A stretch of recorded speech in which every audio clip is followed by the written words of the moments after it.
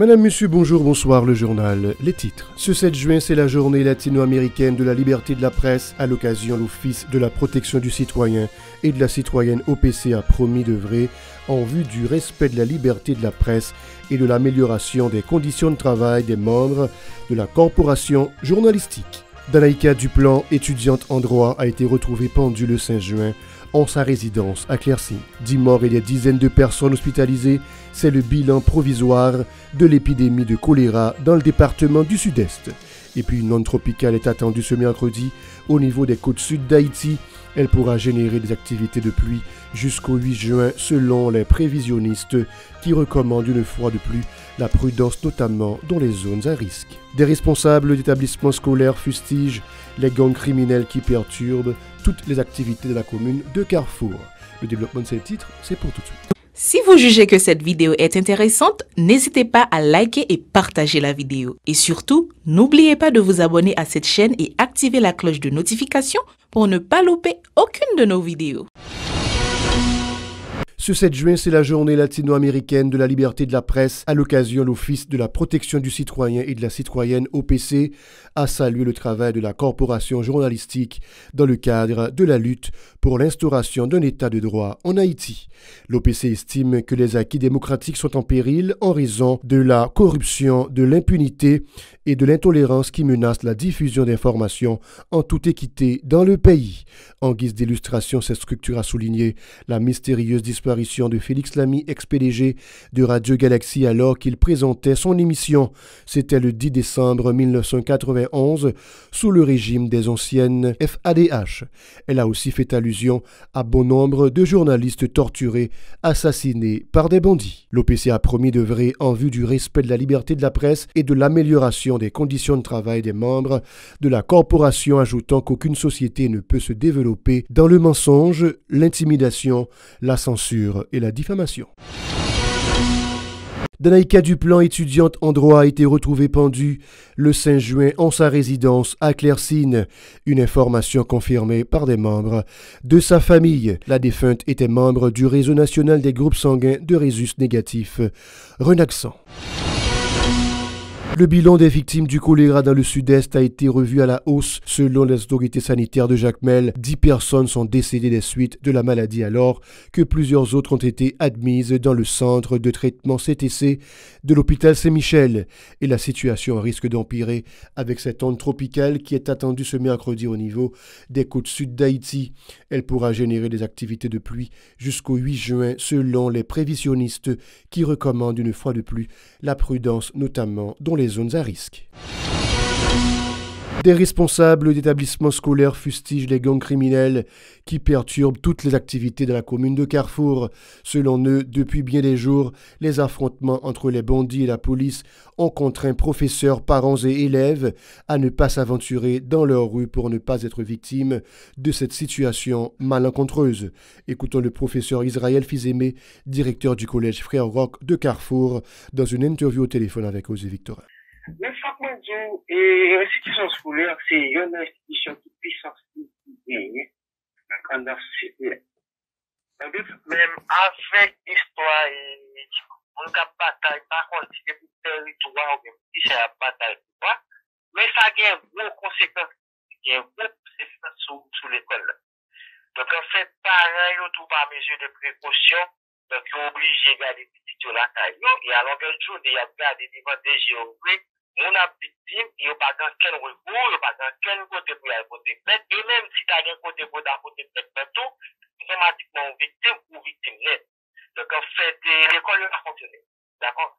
Activité scolaire, ils ont pratiquement campé dans le Carrefour.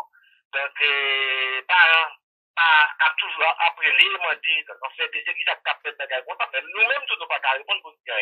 Parce que là, c'est à intervention de l'État directement. Donc, même directeur d'intervention de l'État. Donc, c'est l'État qui est là, qui peut mettre dans des autres, côté qui pas la paix, l'État doit intervenir pour mettre la paix.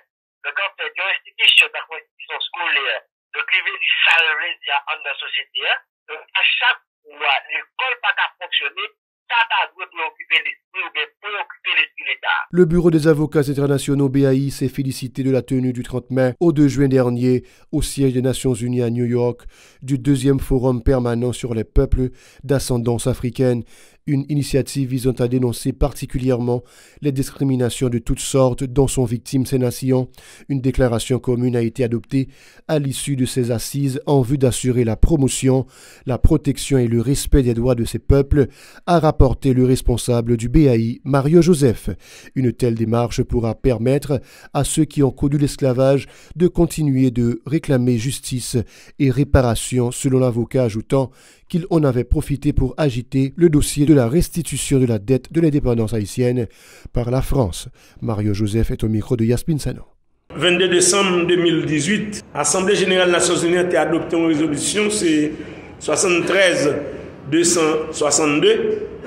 pour mettre en paix un forum permanent sur le monde qui descendant africain, pour lancer un appel mondial pour gagner bon genre action qui posée pour éliminer net aller racisme, discrimination raciale et raillement. Et jour qui était 30 mai pour arriver 2 juin, eh bien dans les Nations Unies, dans le siège social dans New York, réaliser deuxième session forum ça. Dans souci pour sortir avec une déclaration des Nations Unies sous promotion, protection et respect total capital de moun qui gagne descendance africaine. Par ailleurs, Mario Joseph dit déplorer les nombreux cas de violation des droits humains enregistrés en Haïti en cette période de crise multisectorielle. L'homme de loi souligne que les autorités n'ont nullement travaillé au respect des droits fondamentaux de la plupart des citoyens en proie à la famine. Mario Joseph, toujours au micro de Yasmin Sano. Ma profite occasion pour nous dénoncer violation de droit à la santé. Nous connaissons plein cas parce que l'article 19 de la Constitution pas respecté. Et négocier prend pouvoir pour faire quoi? Prend pouvoir pour faire l'argent, mais quand on droit peuple là, ça pas concerné. Et pas que nous avons notre approche, mais c'est approche droits humains pour nous gagner. Et droit à la santé, dans l'article 19 de la Constitution, il est clair, l'État a une obligation pour le garantir droit à la santé, tout citoyen, Jean Déclaration universelle de droit demandé ça, à Convention internationale d'État haïtien signée et puis ratifiée. Selon l'Organisation mondiale de la santé, OMS, droit à la santé, qui c'est un droit monde, doit respecter, c'est les populations qui ont accès en temps réel à l'action de la santé, qui ont une qualité et satisfaisant, parce que le droit à la santé sont droits humains qui liés, c'est responsabilité de l'État. Le syndicat du personnel de l'Office d'assurance accident du travail, maladie et maternité au Fatma s'insurge contre la mauvaise gestion du centre hospitalier de l'institution à Chancerelle, cité militaire.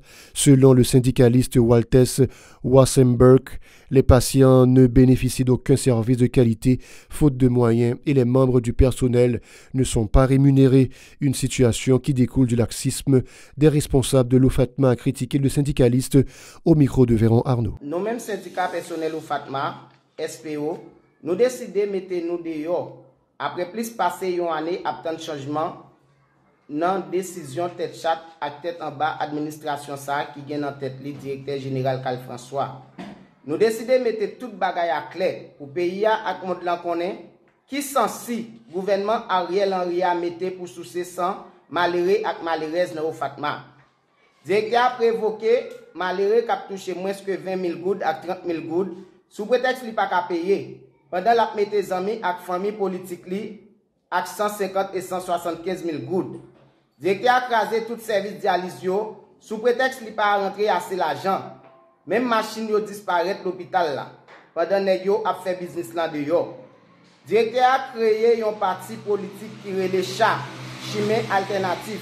Et c'est moun nan chat qui a dirigé puis faut boîte au Fatma yo avec un salaire 150 000 gouttes, parfois li ka plus. Parmi yo gen un représentant annexe tabac qui c'est Majori S. Cadet. L'atelier de formation de l'ONU Femmes et ses partenaires sur le développement de politiques publiques pour l'élimination des violences faites aux femmes et aux filles s'est poursuivi ce mercredi à Pétionville. Le ministère à la condition féminine et aux droits des femmes, MCFDF, est aussi partie prenante de cette activité de 3 jours. La représentante de cette entité, Gertie Adam, s'est félicitée du travail accompli au cours des premières journées.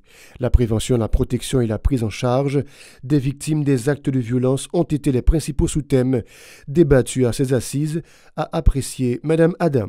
Elle est au micro de Hirsch Résil et Stravinsky des Rameaux. Donc c'est dans ce sens, depuis hier, nous entreprenons et c'est ça, session pour changer, pour intégrer justement dimension genre dans tout l'État et puis intégrer violence dans tout fait aux femmes dans toute structure l'État. Donc hier nous avons débat de concepts généraux sur l'égalité et entre femmes et garçons, tout concept général tout ça vient comme discrimination et c'est comme ça. Donc, je dis, nous avons continué d'emblée avec thématique qui c'est violence là. Donc, nous avons violence sexuelle. Donc, c'est tout ça que nous avons. Et puis, nous avons entré dans la loi nationale tout, pour nous et qui ça, comment la loi moyen question violence là. Une étude qui estime la 29%, c'est EMUS, dernier EMUS, mais nous dit que où qu'on est lorsque et yo fait mode d'études ça yo mettez à la hausse. Ça veut dire 29% sont minimales.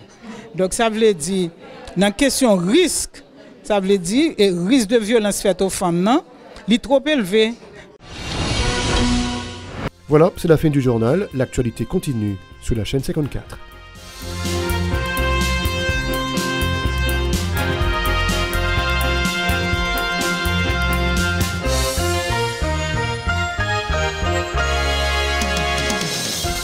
Si vous jugez que cette vidéo est intéressante, n'hésitez pas à liker et partager la vidéo. Et surtout, n'oubliez pas de vous abonner à cette chaîne et activer la cloche de notification pour ne pas louper aucune de nos vidéos.